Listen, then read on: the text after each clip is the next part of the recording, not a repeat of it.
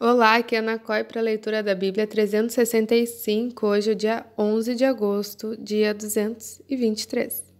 Nossa leitura se divide em 4 partes: Antigo Testamento, Novo Testamento, Salmos e Provérbios.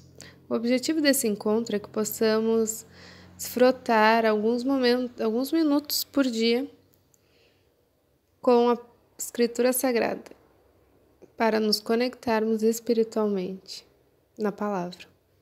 Escolha um local confortável e de preferência silêncio para que você possa desfrutar deste momento em Cristo.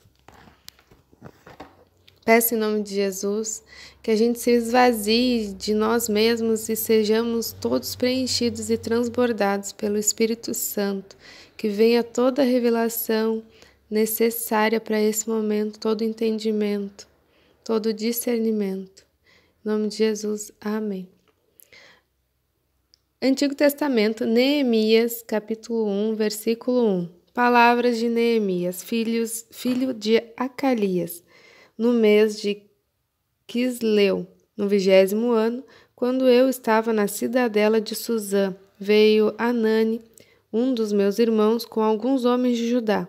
Então lhes perguntei a respeito dos judeus que escaparam e que sobreviveram ao exílio, e a respeito de Jerusalém, e eles me responderam: os restantes, os que sobreviveram ao exílio e se encontram lá na província, estão em grande miséria e humilhação.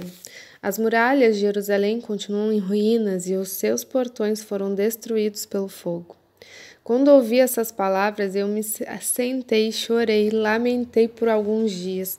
Fiquei jejuando e orando diante de Deus dos céus. Eu disse: ah, Senhor, Deus dos céus, Deus grande e temível, que guardas a aliança e a misericórdia para com aqueles que te amam e guardam os teus mandamentos.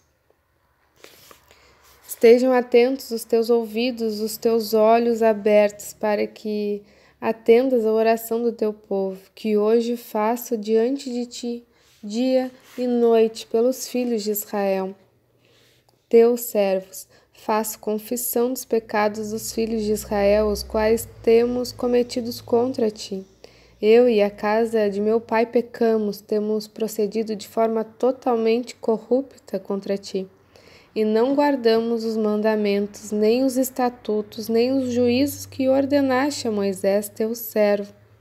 Lembra-te da palavra que ordenaste a Moisés, teu servo, dizendo: se vocês forem fiéis, eu os espalharei entre os povos. Mas se vocês se converterem a mim e guardarem os meus mandamentos e os cumprirem, então, ainda que os seus desterrados estejam nos lugares mais distantes da terra, de lá os ajuntarei e os trarei para o lugar que escolhi para fazer habitar o meu nome. Estes ainda são teus servos e o teu povo que regaste com o teu grande poder e tua mão poderosa. Ah, Senhor, estejam atentos os teus ouvidos à oração do teu servo e à oração dos teus servos, que se agradam de temer o teu nome. Faz com que o teu servo seja bem-sucedido hoje e encontre misericórdia diante desse homem. Nesse tempo eu era copeiro do rei. No mês de Nissan, no 20º ano do reinado de Artaxerxes, uma vez posto o vinho diante dele, eu o peguei e ofereci ao rei. Ora, nunca antes eu tinha estado triste diante dele, então o rei me disse: por que o seu rosto está triste, se você não está doente? E isso tem de ser tristeza do coração. Então fiquei com muito medo e lhe respondi: que o rei viva para sempre. Como não estaria triste o meu rosto se a cidade onde estão sepultados os meus pais está em ruínas e os seus portões foram queimados? E o rei me disse: o que você me pede agora? Então orei ao Deus dos céus e disse ao rei: se for do agrado do rei e se este seu servo encontrou favor em sua presença, peço que o rei me envie a Judá, a cidade onde estão os túmulos dos meus pais, para que eu a reconstrua. Então o rei, que tinha a rainha sentada ao seu lado, me perguntou: quanto vai durar a sua ausência? Quando você voltará? Marquei certo prazo E o rei deu por satisfeito e me deixou ir. E eu ainda disse ao rei: se for do agrado do rei, que ele me dê cartas para os governadores da região do outro lado do Eufrates, para que me permitam passar e entrar em Judá. E também uma carta para Asaf, guarda das florestas do rei, para que me dê madeira para as vigas dos portões da cidade e do templo, para as muralhas da cidade e para a casa em que me deverei me alojar. E o rei me deu o que pedi, porque a mão bondosa do meu Deus estava sobre mim. Então fui aos governadores da região do outro lado do Eufrates e lhes entreguei as cartas do rei. Ora, o rei tinha enviado comigo oficiais do exército e cavaleiros. Mas Sambalate, o Horonita, e Tobias, o servo amonita, ficaram sabendo disso e não lhes agradou nem um pouco que alguém estivesse interessado no bem dos filhos de Israel. Então cheguei a Jerusalém. Depois de esperar 3 dias, me levantei à noite junto com uns poucos homens que estavam comigo. Não declarei a ninguém que meu Deus havia posto no meu coração para eu fazer em Jerusalém. Não havia comigo animal algum, a não ser o que eu montava. De noite, saí pelo portão do vale, em direção à fonte do dragão e ao portão de monturo, e inspecionei as muralhas de Jerusalém, que estavam em ruínas e cujos portões tinham sido destruídos pelo fogo. Passei ao portão da fonte e ao tanque do rei, mas não havia lugar por onde o animal que eu montava pudesse passar. Subi à noite pelo vale, sempre inspecionando as muralhas. Voltei, entrei pelo portão do vale e fui para casa. Os magistrados não sabiam onde eu tinha ido nem o que eu tinha feito, pois até ali eu não havia declarado coisa alguma, nem aos judeus, nem aos sacerdotes, nem aos nobres, nem aos magistrados, nem aos demais que iriam fazer a obra. Então eu lhes disse: vocês estão vendo a miséria em que nós estamos, Jerusalém em ruínas e os seus portões destruídos pelo fogo. Venham, vamos reconstruir as muralhas de Jerusalém, para nos livrarmos dessa vergonha. E eu lhes declarei como a mão bondosa do meu Deus havia estado sobre mim e também as palavras que o rei me havia falado. Então disseram: vamos nos preparar e vamos reconstrução. Vamos nos preparar e começar a reconstrução. Então se prepararam para fazer essa boa obra. Porém, quando Sambalate, o Horonita, e Tobias, o servo amonita, e um árabe chamado Gesem souberam disso, zombaram de nós e nos desprezaram, dizendo: o que é isso que vocês estão fazendo? Querem se rebelar contra o rei? Então lhes respondi: o Deus dos céus é quem fará com que sejamos bem-sucedidos. Nós, seus servos, vamos nos preparar e começar a reconstrução. Mas vocês não têm parte, nem direito, nem memorial em Jerusalém. Então o sumo sacerdote Eliasibe se levantou com os seus irmãos, os sacerdotes, e reconstruíram o portão das ovelhas. Eles o consagraram, colocaram os portões no seu lugar e continuaram a reconstrução até a Torre do Senho e a Torre de Ananel. Ao lado dele trabalharam os homens de Jericó, e ao lado deles Zacur, filho de Inri. Os filhos de Azenaá reconstruíram os portões dos peixes. Colocaram as vigas e os portões nos seus lugares, com os seus ferrolhos e as trancas. Ao lado deles, quem fez os reparos foi Meremote, filho de Urias, filho de Cós. E ao lado deste, Mesulão, filho de Berequias, filho de Mesesabel. Ao lado deste, Zadok, filho de Banaá, fez os reparos. Ao lado destes trabalharam os tecoitas, mas os seus nobres não se sujeitaram ao serviço do seu senhor. Joiada, filho de Passé, e Mesulão, filho de Besodias, repararam o portão velho. Colocaram as vigas e os portões nos seus lugares, com os seus ferrolhos e as trancas. Ao lado deles trabalharam Melatias, Gibeonita, e o Jadom Meronotita, homens de Gibeão e de Mispa, que pertenciam ao domínio do governador de além do Eufrates. Ao seu lado, quem fez os reparos foi Uziel, filho de Araías, um dos ouvires. e ao lado dele, Ananias, um dos perfumistas. Eles restauraram Jerusalém até a muralha larga. Ao lado deste trabalhou Refaías, filho de Ur, governador de metade do distrito de Jerusalém.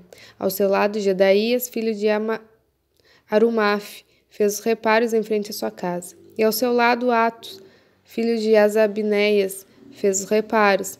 Malquias, filho de Arim, e Azube, filho de Paate-Moabe, repararam o trecho seguinte à Torre dos Fornos. Ao lado dele, quem fez os reparos foi Salom, filho de Aloés, governador da outra metade do distrito de Jerusalém, ele e as suas filhas. Anum e os moradores de Zanoa repararam o portão do vale. Eles o reconstruíram, colocaram os portões no seu lugar, com os seus ferrolhos e as trancas, e ainda consertaram 500 metros da muralha até o portão de Monturo. O portão de Monturo foi reparado por Malquias, filho de Recabe, governador do distrito de Bet-Aquerem. Ele o reconstruiu, colocou os portões no seu lugar com os seus ferrolhos e as trancas. 1 Coríntios, capítulo 7, versículo 1. Quanto ao que vocês me escreveram, é bom que o homem não toque em mulher. Digo que, por causa da imoralidade, cada homem tem a sua esposa, e cada mulher tem o seu próprio marido. Que o marido conceda à esposa o que lhe é devido, e também de igual modo a esposa ao seu marido. A esposa não tem poder sobre o seu próprio corpo, e sim o marido. E também, de igual modo, o marido não tem poder sobre o próprio corpo, e sim a esposa. Não se privem um ao outro, e a não ser talvez por mútuo consentimento, por algum tempo, para se dedicarem à oração.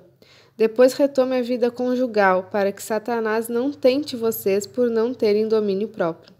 E digo isto como concessão e não como mandamento. Gostaria que todos os homens fossem como eu.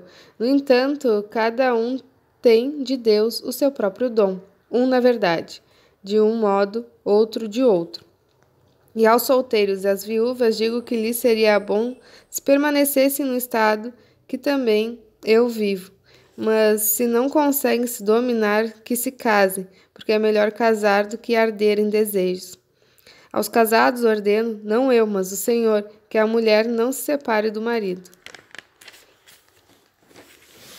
Mas se ela separar, que não se case de novo, ou que se reconcilie com seu marido, e que o marido não se divorcie da sua esposa. Aos outros digo eu, não o Senhor, se algum irmão estiver casado com uma mulher não crente, e esta concorda em morar com ele, não se divorcie dela. E se uma mulher estiver casada com um homem não crente, e este concorda em ver com ela, que ela não se divorcie dele, do marido. Porque o marido não crente é santificado no convívio da esposa, e a esposa não crente é santificada no convívio do marido crente. Se não fosse assim, os filhos de vocês seriam impuros, porém agora são santos. Mas se o não crente quiser separar-se, que se separe. Em tais casos, não fica sujeito à servidão nem o irmão, nem a irmã. Deus chamou vocês para viver em paz. Pois você, ó mulher, como sabe se salvará o seu marido? Ou você, ó marido, como sabe se salvará a sua mulher? No mais, que cada um ande segundo o que o Senhor lhe concedeu, conforme Deus o chamou. É isto que ordeno em todas as igrejas. Foi alguém chamado estando circunciso? Não desfaça a circuncisão. Foi alguém chamado estando incircunciso? Não se faça circuncisar. A circuncisão em si não é nada, a incircuncisão também nada é. Mas o que vale é guardar os mandamentos de Deus. Cada um permaneça na vocação em que foi chamado. Você foi chamado sendo escravo? Não se preocupe com isso. Mas se você ainda pode tornar-se livre, aproveite a oportunidade. Pois quem foi chamado no Senhor sendo escravo é liberto que pertence ao Senhor. Do mesmo modo, quem foi chamado sendo livre é escravo de Cristo. Vocês foram comprados por preço. Não se tornem escravos de homens. Irmãos, cada um permaneça diante de Deus na condição em que foi chamado. Salmos 31, do 19 ao 24. Como é grande a tua bondade, que reservaste aos que te temem, da qual usas diante dos filhos dos homens, para com os que em ti se refugiam. No recôndito da tua presença, tu esconderás das intrigas humanas, no esconderijo os ocultarás do conflito de línguas. Bendito seja o Senhor que engrandeceu a sua misericórdia para comigo, numa cidade sitiada. Eu disse, na minha pressa, estou excluído da tua presença, mas tu ouviste a voz das minhas súplicas quando clamei por teu socorro. Amem o Senhor todos vocês que são os seus santos. O Senhor preserva os fiéis, mas retribui com abundância aos soberbos. Sejam fortes e que se revigore o coração de todos vocês que esperam no Senhor. Provérbios, capítulo 21, versículo 4. Olhar arrogante, coração orgulhoso, a lâmpada dos ímpios são pecado. Encerramos mais um encontro, muito grato por compartilhar esse momento em Cristo. Que ao longo do dia venham as revelações necessárias para que você possa refletir e ser ministrado por essas palavras. Em nome de Jesus, amém. Tenha um extraordinário dia. Deus te abençoe. E lembre-se de compartilhar essa palavra com os seus amigos para transbordar conhecimento da palavra desse momento em Cristo. Se inscreve no canal para acompanhar as atualizações. Até amanhã.